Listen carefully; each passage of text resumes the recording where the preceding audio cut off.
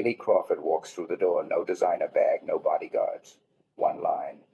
I want to withdraw 10 million. The teller denies her on the spot, and what happens next blindsides the entire branch staff. Watch until the end, and before we dive in, make sure to subscribe and turn on notifications so you don't miss the next story. Kaylee Crawford walked into Royal Trust Bank at 9:45 a.m. No designer heels, no glittering bag, just a blue dress and flats.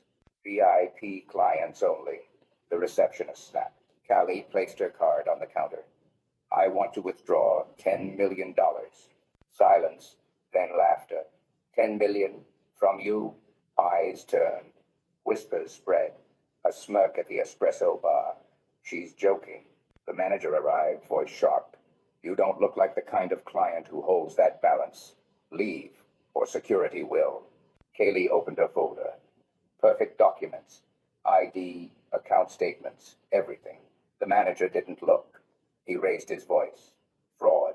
She's a fraud. Security moved in. Clients leaned closer. The word hung heavy.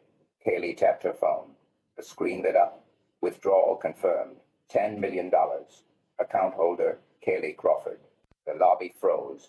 The manager's face twisted. A hack. A scam. You don't belong here. 5 words. Sharp as knives. You don't belong here. Then footsteps from above. A tall figure descended the marble stairs. Daniel Crawford, CEO. What is happening? His voice filled the room. The manager tried to recover. Sir, this woman attempted a fraudulent withdrawal. Daniel cut him off. This woman is my wife. She owns more of this bank than anyone here. And processor Asta gasps. A stunned silence. Daniel turned to his staff. You profiled her, humiliated her. Effective immediately, you're suspended. And hear me clearly. Never again will this bank judge a client by skin, clothes, or bias disguised as policy. That ends today. Applause erupted, hesitant, then roaring. Kaylee spoke at last, calm, unshaken. If I hadn't walked in like this, you never would have seen the cracks. Sometimes the truth only shows itself when you dare to look like what they dismiss. And the bank, once a fortress of silence, was left with a truth it could never bury again. The word withdraw cracked across the lobby. Callie Crawford did not raise her voice. She set her card on the counter and asked for $10 million. The receptionist's smile thinned. A chuckle floated from the espresso bar. Kaylee stayed where she was, hands steady, eyes even. Priority clients only, the receptionist said, louder now, turning judgment into policy. Kaylee opened a folder. Statements, identification, everything a diligent bank would want. The manager arrived with the confident stride of a man who thought marble made him right.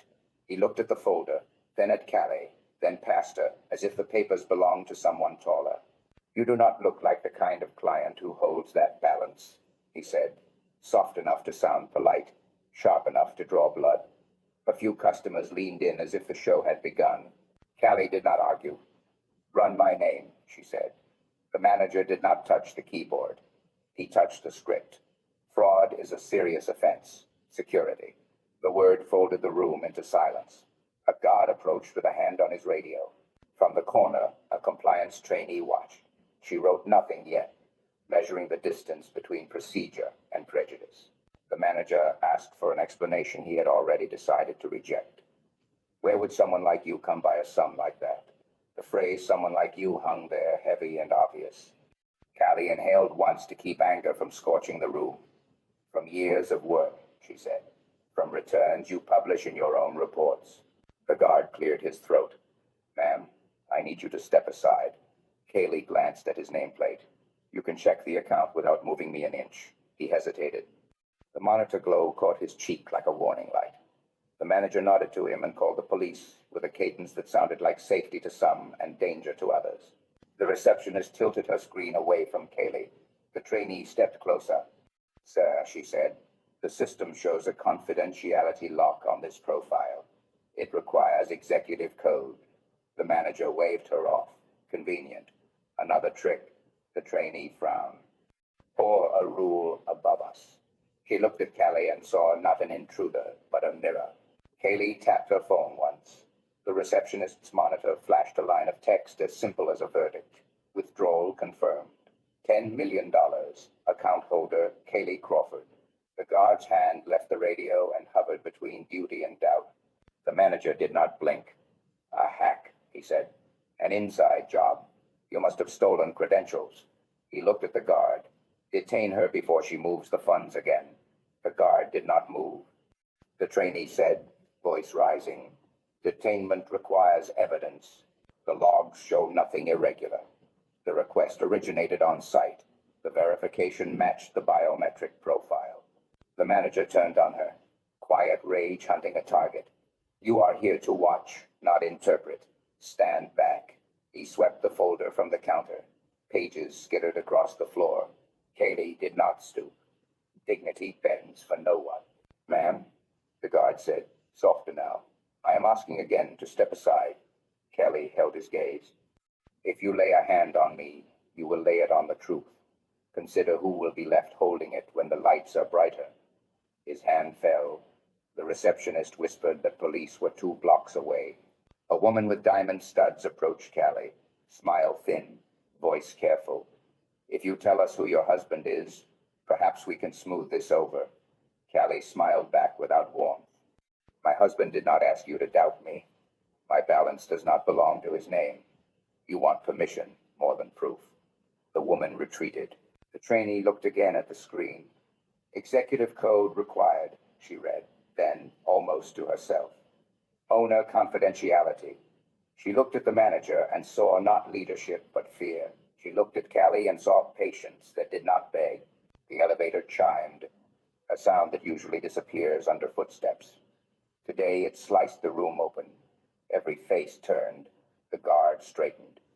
The manager smoothed his jacket and prepared a version of events that would feel safe to say out loud. The receptionist fixed her hair in the reflection of the screen. Kaylee did not turn. The air changed the way air does when weather rolls in from a distance. A voice floated from the mezzanine. Not loud, not yet. The trainee closed her notebook without writing a word. The manager opened his mouth to speak first. The voice reached the floor. Who decided she does not belong here? The question hung in the lobby, heavier than the chandeliers, and for one held breath, the marble itself seemed to wait for the answer, waiting there. The first alert hit the receptionist's screen like a flash of lightning, a single line that rearranged the air around it. Withdrawal confirmed. $10 million. Account holder Callie Crawford. The room didn't gasp so much as forget how to breathe. The guard's hand drifted away from his radio. The compliance trainee, who had been pretending to be invisible, stopped pretending. The branch manager, Henry Whitmore, blinked once, then chose pride over oxygen. It's a hack, he said, voice controlled but fraying at the edges. An internal exploit. She does not have that kind of authority. His finger pointed at Callie as if accusation might force truth to retreat. Kaylee didn't move.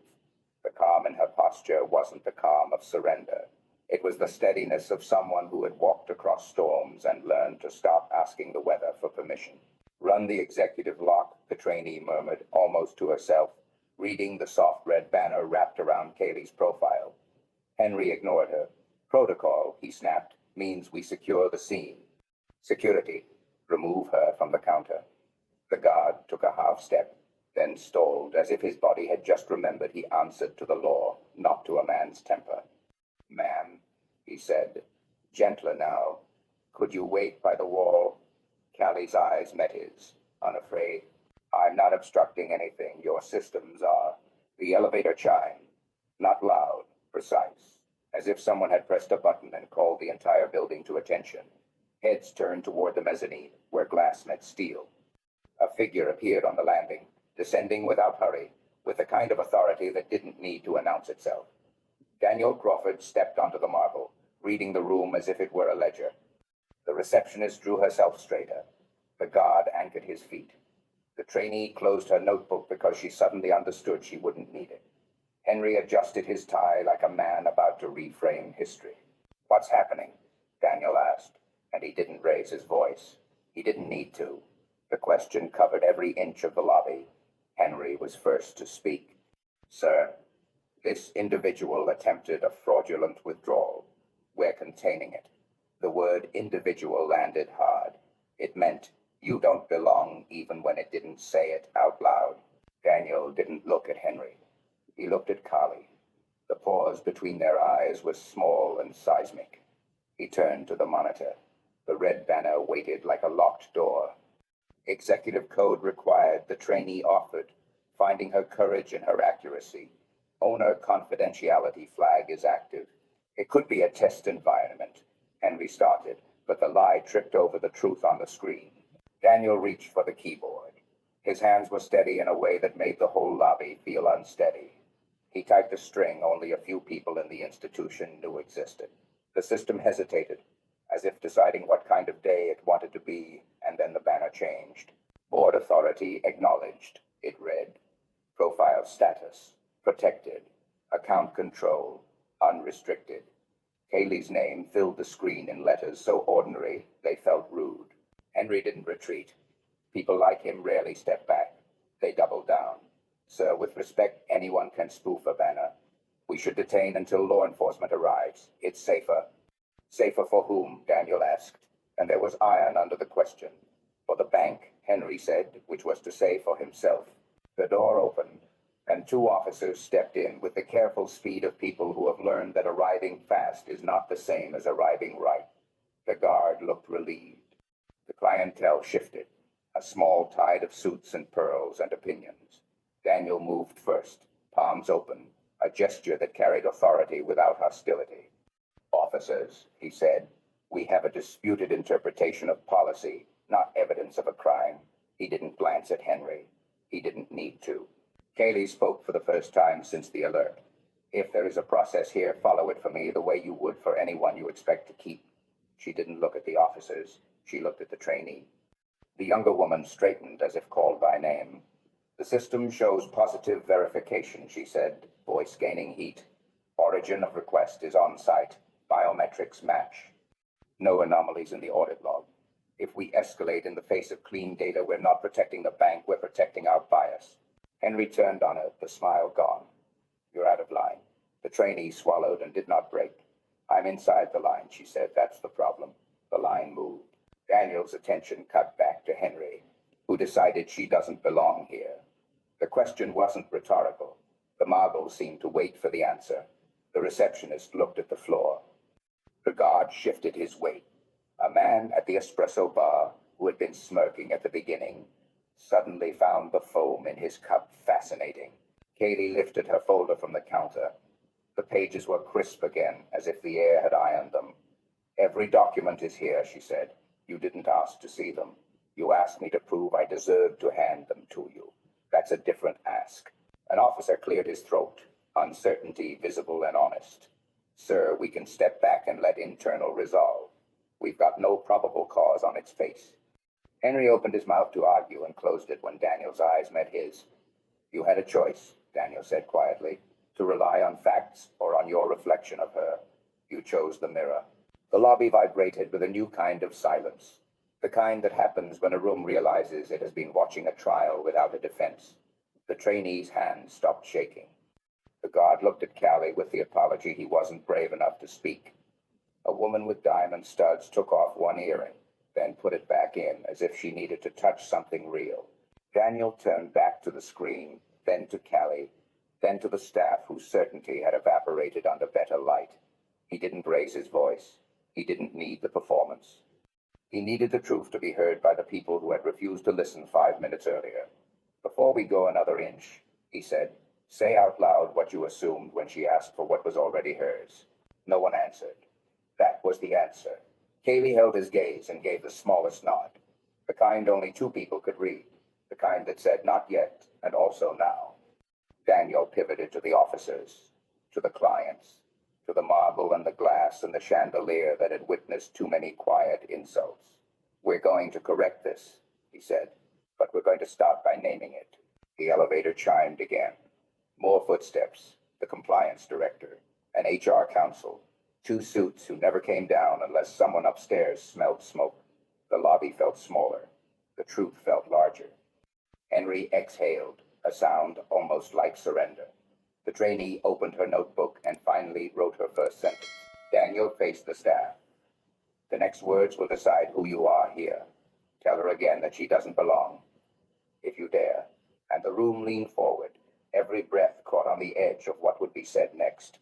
The first crack was not a shout, but a tremor in the receptionist's voice as she admitted she'd been told to steer certain customers away from the lounge. The room seemed to lean toward her confession. Daniel did not pounce. He let the silence do its work, then asked for the log, and the trainee, no longer pretending to be invisible, read steadily. Executive privacy flag present, biometric match confirmed. Transaction cleared. Escalation initiated before review. Daniel turned to Henry, the marvel catching the tightness in his jaw. You escalated before review. Why? Henry reached for a policy he hadn't bothered to write. Muttered discretion, protection, words that sounded responsible until you examined who they protected. A client in a navy blazer stepped forward as if pushed by memory and said his partner had been told to use the regular line 2 weeks ago. They were black. They left. The receptionist stared at the floor and confessed she had been following tone. Which tone? Daniel asked, and the trainee answered before she could swallow it. The one that makes things easy for people who look like us and hard for those who don't. The elevator chimed and HR entered with a tablet, but Daniel didn't wait for a script to be drafted. Effective now, he said. Anyone who took part leaves the floor. Henry, you are relieved. The receptionist began to apologize, and then stopped, realizing apology without accountability is just a costume. The guard unclipped his badge with the quiet of a man who knows a different accounting has arrived. Henry reached for language and found none. The words he'd thrown at others offered him no shelter. Callie didn't step into the center so much as the center shifted to her. This will not be fixed with exits and a press release, she said, and the room heard the difference between punishment and repair. Proof must come before profile. We owe restitution to those turned away. Training will be led by people who know in their bones how it feels to be doubted while telling the truth. The HR director typed. The click of keys sounded like a metronome calling a new rhythm. Daniel thanked the officers for coming and told them they were no longer needed. One asked if a report should be filed anyway. Yes, Daniel said. Write what you saw and what you didn't see. Write the pause before anyone asked for facts.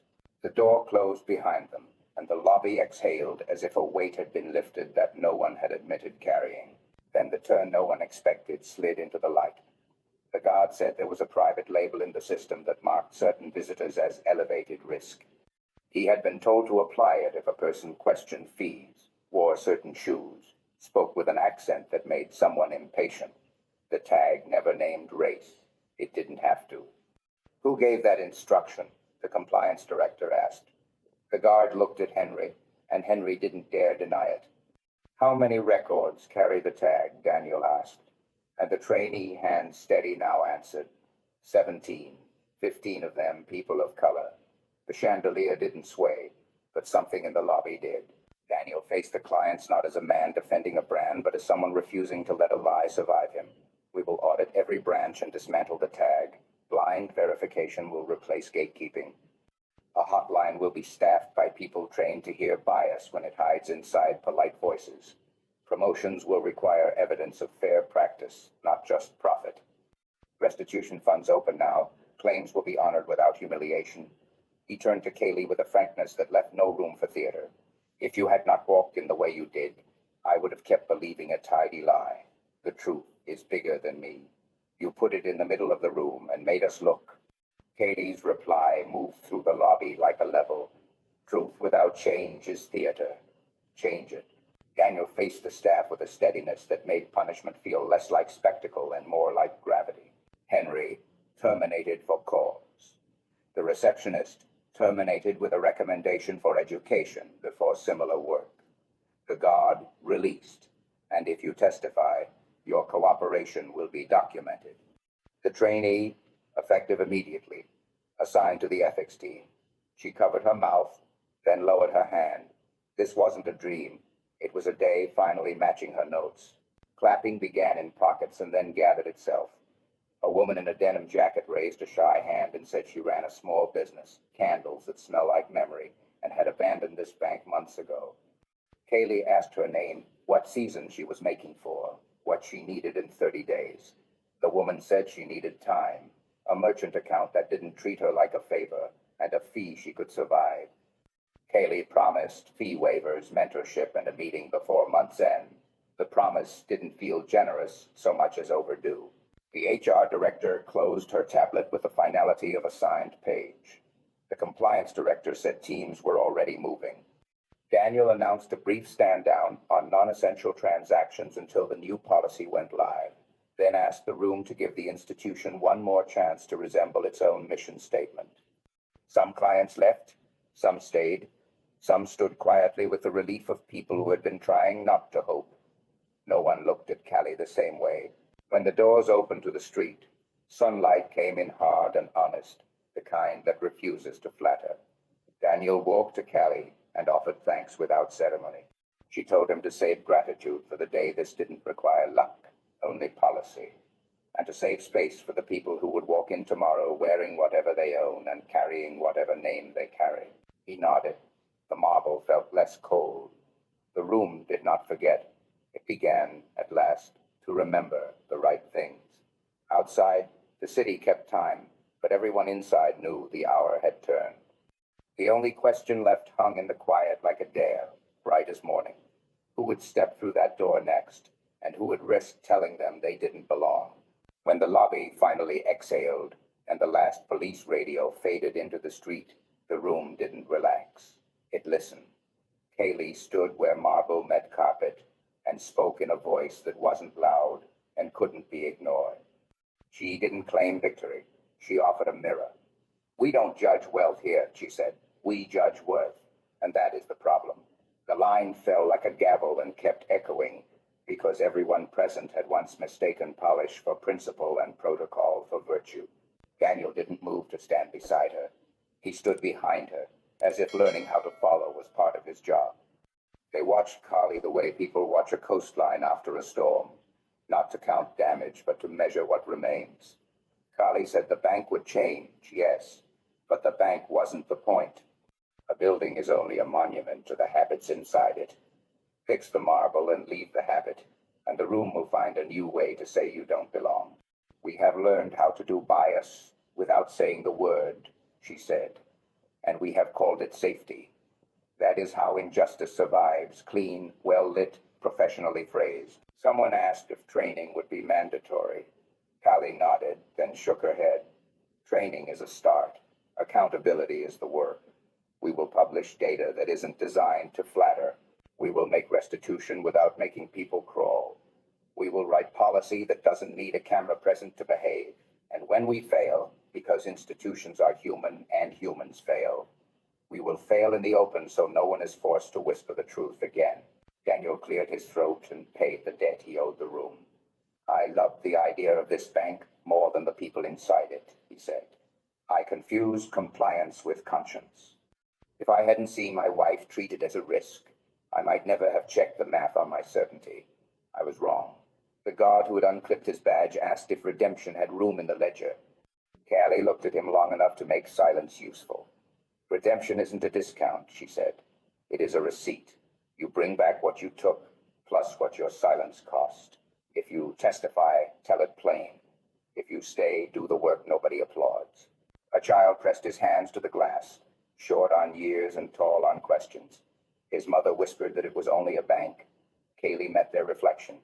Places like this teach children what a face is worth. If we do this right, they'll learn a face is not currency. The messages gathered momentum because they were simple. Don't confuse manners for morality. Don't hand people dignity at the counter and take it back behind the screen. Don't pretend neutrality is noble when neutrality favors the status quo. Daniel announced audits, a live hotline, a restitution fund, blind verifications, and promotion criteria that would tether power to fair practice. Logistics unfurled, but the lesson grew larger than any brand. A bank is only a mirror. If the mirror is crooked, people leave believing something is wrong with their faces. Kaylee gathered the scattered papers and didn't smooth them. Creases belonged to the record.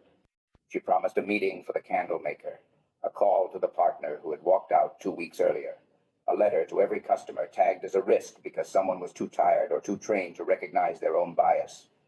Then she lifted her eyes and offered a sentence that neither scolded nor soothed. Justice cannot be a guest policy. It has to pay the mortgage. A small laugh moved through the room, not at her, but with relief that something true had finally been said plainly. What happens now? Someone asked. Haley didn't point to Daniel, or to HR, or to a pledge in the atrium. She pointed to the door. Tomorrow, a stranger will walk through wearing whatever life is afforded, speaking with whatever music their birthplace gave them. Decide today what you will require from them, and what you will refuse to require again. The cliff didn't arrive with drums. It arrived as a dare. What if the next person is you, and the room decides your worth before you can open your mouth? And what if you are the room? They felt the weight now. Haley left the files on the counter like a compass and stepped toward the light. The lobby, which had been an arena, became a threshold. The day didn't end. It changed direction. And every face that watched her go understood the message now assigned to them. The measure of a society is how it treats the people it has not yet learned to recognize as valuable, and whether its doors remember what its words so easily forget. What happened to Kelly wasn't about money, it was about worth. A woman walked into a bank that should have known her and got measured instead by a dress, a pair of flats, and the color of her skin. No arrived faster than any facts. They called it protocol. They called it safety. Everything but what it really was. And then the moment turned. Not because she shouted or filmed, but because she stayed calm, showed proof, and let the room hear itself. That echo is the lesson. We talk about systems like they're giant machines. Often they're just habits written down. Habits can be unlearned. In that lobby, you saw how bias hides inside professional language. You saw how one person's composure can pull the emergency brake on a bad pattern. You saw a manager reach for authority and grab air. You saw a trainee find her voice in real time. You saw a CEO remember that real leadership starts with listening, especially when the truth comes from the person the room decided didn't belong. What do we carry out of this? Dignity isn't a perk the counter grants and revokes, it's the baseline. Policy is only as moral as the people enforcing it. Polite can still be cruel. Silence is never neutral. If you recognized yourself in Kaylee, you already know why this matters. If you recognized yourself in that staff, you already know what needs to change. There's a quieter lesson tucked between accusation and apology. The second Kaylee tapped her phone and the system confirmed the funds, the room froze, then scrambled for a new reason to say no. That scramble is where harm lives. It's easier to invent a hack than confront a habit. Easier to escalate than examine. Character is choosing to stop the scramble, to stand on facts instead of fear, and to ask why no was so easy in the first place. If you lead a team, check the tone you've set. Do people know to check the log before they check a face? Do they understand that protecting a customer's dignity isn't extra credit, it's the job? If you're on the front line, remember the power of a single honest sentence. The trainee didn't give a speech. She read the screen and refused to unsee it. Sometimes allyship is simply refusing to look away when the evidence is clear. This is also a story about repair. Sometimes firings are necessary, but changing the habit is the work. Audits, blind verification, restitution, promotion, standards tied to fair practice, those aren't slogans. They're scaffolding so the culture doesn't slide back once the spotlight moves on. And yes, redemption belongs on the ledger. It's not a discount. It's a receipt. You return what you took, plus the cost of the silence that enabled it. If this nudged you to rethink how you judge strangers, good, that discomfort is a compass. If it pushed you to speak up the next time a room decides someone's worth too quickly, even better. You don't need a title to change the temperature of a space. You need facts, respect, and the courage to ask the hard question out loud. Who decided they don't belong here, and why did we agree? We make these stories to do more than fill a feed. We want your next decision in a lobby, a store, an office, to be a touch braver and a lot fairer. If this resonated, subscribing and turning on notifications so you won't miss what comes next. Share the video with someone who believes policy always equals justice, or with someone who needs the reminder that calm is a kind of power. And tell us your view in the comments. Have you ever been told, without words, that you didn't belong? What happened? What what should have happened. Your experience sharpens the next story we tell.